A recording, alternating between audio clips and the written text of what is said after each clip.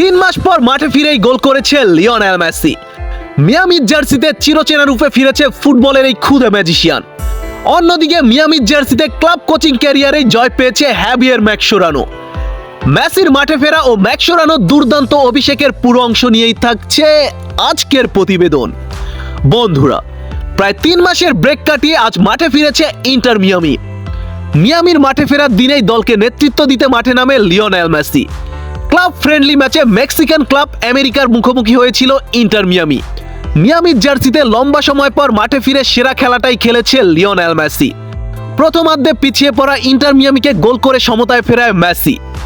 তারপর মিয়ামি একটি গোল কনসিড করে পিছিয়ে পড়ল, শেষ মুহূর্তে গোল করে কামব্যাক করে ইন্টার মিয়ামি। 90 মিনিটে 2-2 গোলের সমতায় পর ট্রাই ব্রেকারে 3-2 গোলে জয় পায় ইন্টার মিয়ামি। আর মিয়ামির কোচিং ক্যারিয়ারের ডেবিউ ম্যাচে দুর্দান্ত জয় পেল হ্যাভিয়ের ম্যাসচেরানো। যদিও হ্যাভিয়ের ম্যাসচেরানোর ট্যাকটিক্স আমার কাছে মোটেও পছন্দের নয়। আজ ইন্টার মিয়ামি ম্যাচটা ট্রাই ব্রেকারে জিতলেও জয়টা মোটেও সহজ ছিল না ম্যাসচেরানোর জন্য। এর আগেও আর্জেন্টিনাকে অলিম্পিকে হতাশার রেজাল্ট উপহার দিয়েছিল ম্যাসচেরানো। এছাড়া আর্জেন্টিনার অনূর্ধ্ব 20 দলের জার্সিতেও সফল হতে পারেনি আর্জেন্টিনার এই লিজেন্ডারি ডিফেন্সিভ মিডফিল্ডার।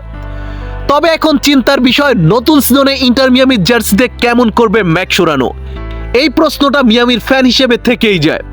বন্ধুরা, আপনাদের কি মনে হয়, লিওনেল মেসিকে নিয়ে হ্যাভিয়ের ম্যাসচেরানো কি পারবে আগামী সিজনে ইন্টার মিয়ামির সম্ভাব্য সকল শিরোপা জয় করতে? কমেন্ট বক্সে আপনাদের মতামত লিখে প্রকাশ করুন।